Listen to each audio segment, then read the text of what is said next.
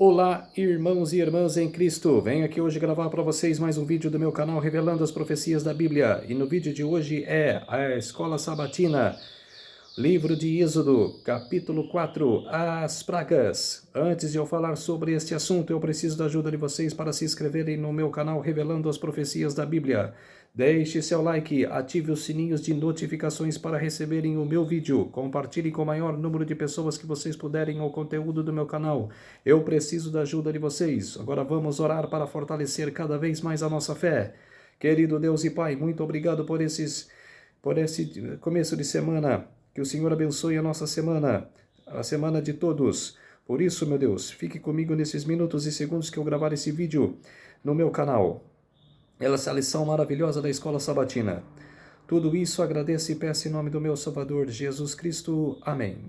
Então, povo de Deus, venho trazendo para vocês áudio sobre os vídeos da Escola Sabatina, porque não estou tendo tempo. Está muito corrida a minha vida. Por isso, eu não vou deixar vocês sem o estudo da Escola Sabatina. Se eu não puder fazer, eu vou mostrar os áudios para você da lição, tá ok? Agora fique com o áudio, fique com a lição da Escola Sabatina. Um bom estudo a todos.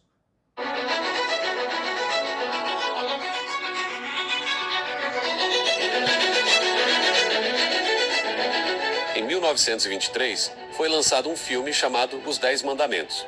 O filme era em branco e preto, e mudo, e custou cerca de US$ 1,5 milhão. Foi um sucesso, pois a bilheteria rendeu 3 vezes mais.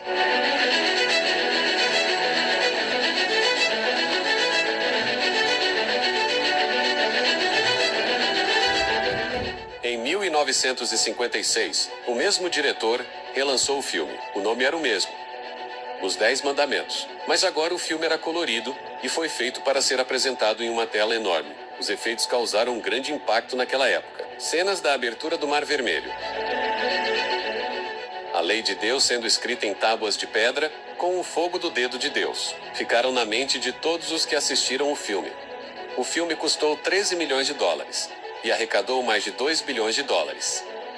Existe um filme mais atual sobre o mesmo assunto que recebeu o título de Êxodo, Deuses e Reis. O aumento da tecnologia trouxe efeitos impressionantes para o filme. O título chama a atenção pois fala de um conflito entre deuses e reis. Porque a disputa entre Moisés e o faraó era de fato um conflito entre o Deus de Moisés e o faraó, que se considerava Deus, ou filho dos deuses. Por isso nosso primeiro tópico tem como título Deus versus deuses. A batalha que se seguiria seria entre o Deus vivo do povo de Israel e os deuses, entre aspas, do faraó e dos egípcios. Nosso guia de estudo informa que o Senhor não lutou simplesmente contra os egípcios ou contra o Egito em si, mas contra suas divindades. Os egípcios veneravam mais de 1.500 deuses e deusas. O texto bíblico é claro: executarei juízo sobre todos os deuses do Egito. Eu sou o Senhor.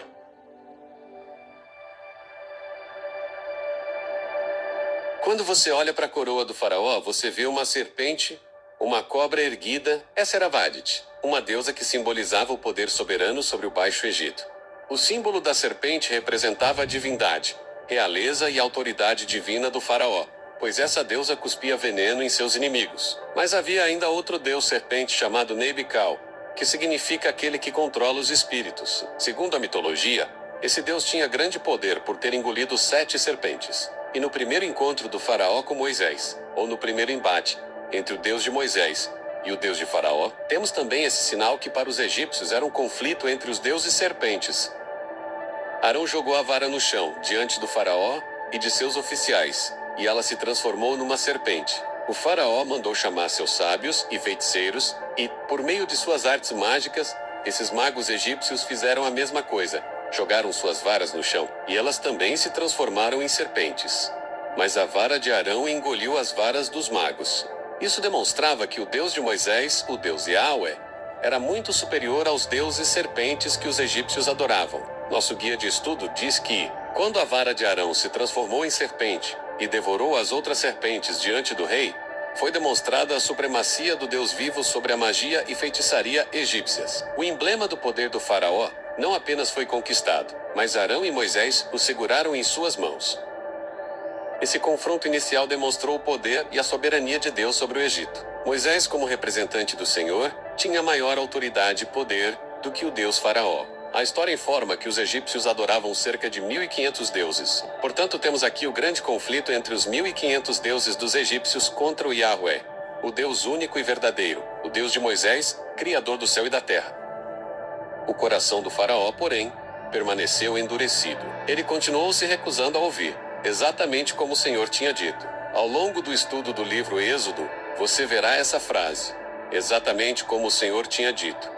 A Bíblia diz que Deus sempre avisa o que vai fazer. Amós, capítulo 3, verso 7 diz que certamente o Senhor Deus não fará nada sem avisar o seu segredo aos profetas. E Deus avisou a Moisés que o Faraó não cederia facilmente, pois teria o seu coração endurecido. Esse é o título de nosso próximo tópico. Quem endureceu o coração do Faraó?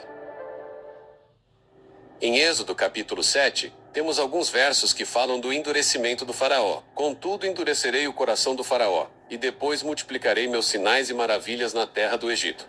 O coração do Faraó, porém, permaneceu endurecido. Ele continuou se recusando a ouvir, exatamente como o Senhor tinha dito. O Senhor disse a Moisés: o coração do Faraó é duro, e ele continua se recusando a deixar o povo sair. Afinal, quem endureceu o coração do rei? Deus ou o próprio Faraó? Nosso guia de estudo assim dá a resposta. É significativo que no relato das 10 pragas, nas 5 primeiras, apenas o Faraó seja considerado aquele que endureceu seu próprio coração. Ele começou o processo de endurecimento por sua própria vontade. A partir da 6ª praga, no entanto, o texto bíblico afirma que foi Deus quem endureceu o coração do Faraó. Isso mostra que Deus fortaleceu ou aprofundou a própria escolha do Faraó. Sua decisão voluntária. Conforme havia dito a Moisés que faria, Deus enviou as pragas com o propósito de ajudar o Faraó a se arrepender e a se libertar da escuridão e do erro em que sua mente se encontrava. O Faraó tinha livre-arbítrio, podia escolher a favor de Deus ou contra ele, e decidiu contra. Existe uma ilustração que nos ajuda a entender isso. Pense em um dia quente de verão, e com o sol a pino. O sol incide sobre uma barra de manteiga, e também sobre um pouco de barro. O mesmo sol faz com que a manteiga se derreta e que o barro endureça. O efeito depende da natureza do material. No caso do Faraó, podemos dizer que dependia das atitudes de seu coração em relação a Deus e a seu povo. O comentário diz que as repetidas recusas do rei em ouvir a palavra de Deus suscitaram mensagens mais diretas, urgentes e enérgicas. A cada rejeição da luz, o Senhor manifestava uma demonstração mais marcante de seu poder. Quando o Faraó endureceu o coração na primeira demonstração do poder de Deus, tornou-se mais inclinado a rejeitar uma segunda vez. O orgulho e a teimosia o escravizaram e o impediam de reconhecer os avisos de Deus. Vamos agora falar das 3 primeiras pragas. A descrição se encontra no capítulo 7 e 8 do livro do Êxodo. O Senhor disse a Moisés: diga a Arão: tome sua vara e estenda a mão sobre as águas do Egito, sobre todos os seus rios, canais, açudes e reservatórios. Toda a água se transformará em sangue, até mesmo a água armazenada em vasilhas de madeira e pedra. Essa primeira praga foi dirigida contra Hapi, o deus do Nilo. A segunda praga está em Êxodo, capítulo 8. O Senhor também disse a Moisés: diga a Arão: estenda a vara que traz em sua mão sobre todos os rios, canais e açudes do Egito, e faça subir rãs sobre toda a terra. Nessa segunda praga, a deusa atingida foi a deusa Rã, Eque. A terceira praga, a praga dos piolhos. Então o Senhor disse a Moisés: diga a Arão: estenda a vara e bata no chão. O pó se transformará em enxames de piolhos em toda a terra do Egito. Moisés e Arão assim fizeram. Quando Arão estendeu a mão e bateu no chão com a vara, piolhos infestaram toda a terra e cobriram os egípcios e seus animais. Todo o pó da terra do Egito se transformou em piolhos. O deus egípcio atingido aqui era Geb, o deus egípcio da terra. Notem como o Deus verdadeiro, o Deus de Abraão, Isaque e Israel, vai mostrando sua superioridade sobre os falsos deuses egípcios. Os magos e feiticeiros egípcios tentaram replicar as pragas, mas no caso dessa praga, eles não conseguiram e reconheceram, dizendo ao faraó: isso é o dedo de Deus. Mas o coração do faraó continuou endurecido. Recusou-se a ouvi-los, como o Senhor tinha dito. A seguir vamos examinar mais 3 pragas: moscas, gado e úlceras. Em seguida o Senhor disse a Moisés: levante-se cedo amanhã, e coloque-se diante do faraó quando ele descer ao rio. Diga-lhe, assim diz o Senhor, deixe meu povo sair para me adorar. Se recusar, enviarei enxames de moscas sobre você, seus oficiais, seu povo, e sobre todas as casas. Os lares dos egípcios e todo o chão ficarão cheios de moscas. Desta vez, porém, pouparei a região de Gósen, onde meu povo vive. Lá não aparecerão moscas. Então você saberá que eu sou o Senhor, e que estou presente, até mesmo no meio de sua terra. Farei clara distinção entre o meu povo e o seu. Esse sinal acontecerá amanhã. Ainda hoje muitos dizem, mosquito é praga do Egito. Mas notem que Deus fez distinção entre o povo egípcio e entre seu povo. A deusa egípcia Atite era considerada a deusa das moscas e a senhora dos pântanos e brejos. Havia ainda o deus Repri, associado ao sol nascente, à criação e ao renascimento. Era representado com uma cabeça de escaravelho, um besouro. Esses deuses foram derrotados pelo Senhor. Enquanto os egípcios sofriam, os hebreus eram protegidos. A praga seguinte afetou os animais dos egípcios. A mão do Senhor ferirá com uma praga mortal todos os seus animais: cavalos, jumentos, camelos, bois e ovelhas. Mais uma vez, porém, o Senhor fará distinção entre os animais dos israelitas e os dos egípcios. Não morrerá um só animal de Israel. O Deus de Israel era superior à deusa egípcia Ator, ou mesmo o deus touro, Apis. Foi para mostrar que o poder que protegia o povo de Israel era superior aos deuses egípcios, que nenhum animal morreu entre o povo de Israel. Na sexta praga, manifestou-se a derrota de Ísis, a deusa da medicina, magia e sabedoria, bem como de Sekhmet, deusa da guerra e das epidemias, e também Imhotep, deus da medicina e da cura, que foram incapazes de proteger seus adoradores. Ironicamente, os magos e feiticeiros ficaram tão aflitos que não podiam comparecer diante do faraó, mostrando que eram impotentes contra o Criador do céu e da terra. Mas ainda assim, o faraó não deixou o povo de Israel partir. O faraó tinha um problema, e não era intelectual, mas espiritual. Diante de evidências, sinais e milagres, ele fez a escolha errada. Em vez de escolher o Deus verdadeiro, Criador do céu e da terra, preferiu ficar com os seus falsos deuses, que eram impotentes para salvar o Egito. A seguir temos as pragas de granizo, gafanhotos e escuridão. A praga seguinte está descrita em Êxodo 9. Então o Senhor disse a Moisés: estenda a mão em direção ao céu, para que caia granizo sobre toda a terra do Egito, sobre as pessoas, sobre os animais e sobre todas as plantas em toda a terra do Egito. Moisés estendeu a vara em direção ao céu, e o Senhor mandou trovões e granizo, além de raios que caíam sobre a terra. O Senhor enviou uma horrível tempestade de granizo sobre todo o Egito. Nunca, em toda a história do Egito, houve uma tempestade como aquela, com granizo tão devastador e raios tão constantes. A chuva de granizo deixou toda a terra do Egito em ruínas. Destruiu tudo que estava no campo. Tanto pessoas como animais e plantas, e até mesmo as árvores foram despedaçadas. O único lugar em que não caiu granizo foi a região de Gósen, onde vivia o povo de Israel. O granizo estava associado ao juízo divino. 2 deuses foram atingidos por essa praga: a deusa egípcia Nut, que era a deusa da atmosfera e do espaço sideral, e também o deus Osíris, o deus das colheitas e da fertilidade. Havia ainda o deus Sete, deus das tempestades, Ísis, a divindade da agricultura. Como já informamos, eles tinham uma infinidade de deuses. Mas nenhum desses deuses pode impedir os juízos divinos, pois os ídolos não são nada. Moisés e Arão foram ver o faraó novamente, e lhe disseram: assim diz o Senhor, o Deus dos hebreus, até quando você se recusará a submeter-se a mim? Deixe meu povo sair para me adorar. Se você se recusar, tome cuidado. Amanhã trarei sobre seu território uma nuvem de gafanhotos. Cobrirão toda a terra, de modo que não se poderá ver o chão. Devorarão o que restou de suas colheitas depois da tempestade de granizo. E também todas as árvores que estiverem crescendo nos campos. Invadirão seus palácios, as casas de seus oficiais e todas as casas do Egito. Nunca, em toda a história do Egito, seus antepassados viram uma praga como esta. Quando terminou de falar, Moisés deu as costas ao faraó e saiu. A cada praga que vinha, mais e mais o Egito era destruído. Os servos de Faraó começaram a insistir que ele deixasse o povo ir, mas o Faraó parecia irredutível. Rebeldia gera rebeldia. O rei ficou tão empedernido por causa de sua constante oposição à vontade de Deus, que todo o seu ser se rebelou contra as impressionantes manifestações do poder divino.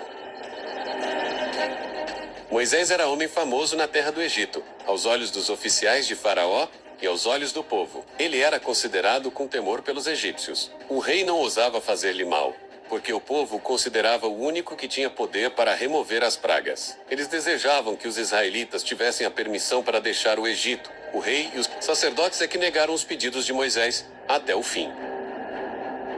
O principal deus egípcio era Ra, o deus Sol, e havia também Tot, o deus Lua.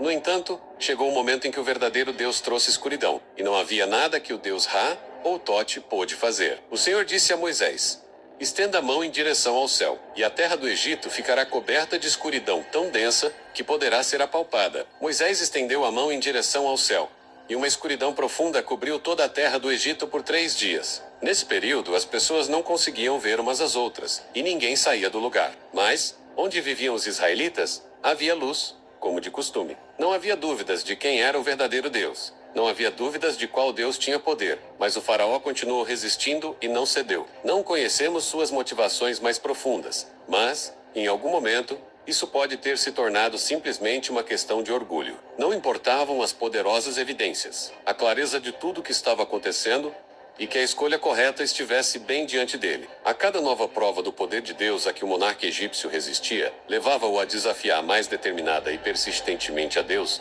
Esse caso é uma clara ilustração do pecado contra o Espírito Santo. Aquilo que a pessoa semear, isso também colherá. Gradualmente o Senhor retirou seu espírito, removendo dele seu poder refreador, entregou o rei nas mãos do pior de todos os tiranos, o próprio eu. Em sua maneira de lidar com o faraó, o Senhor manifestou seu ódio à idolatria e sua decisão de punir a crueldade e a opressão. Não se exerceu um poder sobrenatural para endurecer o coração do rei. Deus deu ao faraó a mais notável evidência do poder divino, mas o rei obstinadamente se recusou a aceitar a luz. Cada manifestação do poder infinito, rejeitada por ele, tornava-o mais resoluto em sua rebeldia. As sementes de rebelião, que semeara quando rejeitou o primeiro milagre, produziram sua colheita. Que o Senhor nos ajude a sempre ouvirmos a voz do Espírito Santo. No estudo de hoje podemos ver o poder de Deus sobre os ídolos.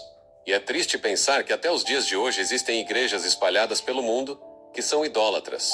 Não se dão conta que todos os que querem ficar no lugar de Cristo, como esses ídolos, são anticristos. Por isso fuja da idolatria e se apegue ao Deus Criador do céu e da terra. Para nós que vivemos nesses últimos dias, o conselho divino é: temei a Deus e dai-lhe glória, porque é vinda a hora do seu juízo. E adorai aquele que fez o céu e a terra e o mar e as fontes das águas. Que tal? Gostou do estudo de hoje? Se gostou, aperte. Então, povo de Deus, esse foi o estudo da Escola Sabatina número 4, As Pragas. Vocês viram, né? Que o único Deus que existe é o Deus do céu. E o seu Filho Jesus, que também é Deus, que morreu por todos nós. Por isso, se você adora ídolos como Nossa Senhora Aparecida, que você adora os ídolos aí, que São Judas, Santo Antônio, que você faz parte das igrejas católicas, fuja da idolatria. Eu não estou falando para você parar com isso, mas que o Espírito Santo toque em seus corações para que possa abandonar esse pacto, abandonar esse quesito em sua vida. Por isso, vamos orar para fortalecer mais a nossa fé. Querido Deus e Pai, muito obrigado por esses minutos e segundos do estudo da Escola Sabatina. Por isso, meu Deus, o Senhor é o único Deus que nós devemos adorar. Por isso, meu Deus, muito obrigado por esses minutos e segundos. Tudo isso agradeço e oro em nome do meu Salvador Jesus Cristo. Amém. Então, povo de Deus, se inscreva no meu canal Revelando as Profecias da Bíblia, deixe seu like, ative os sininhos de notificações para receberem o meu vídeo e compartilhe com o maior número de pessoas que vocês puderem o conteúdo do meu canal. Uma feliz semana a todos e até o próximo vídeo. Tchau!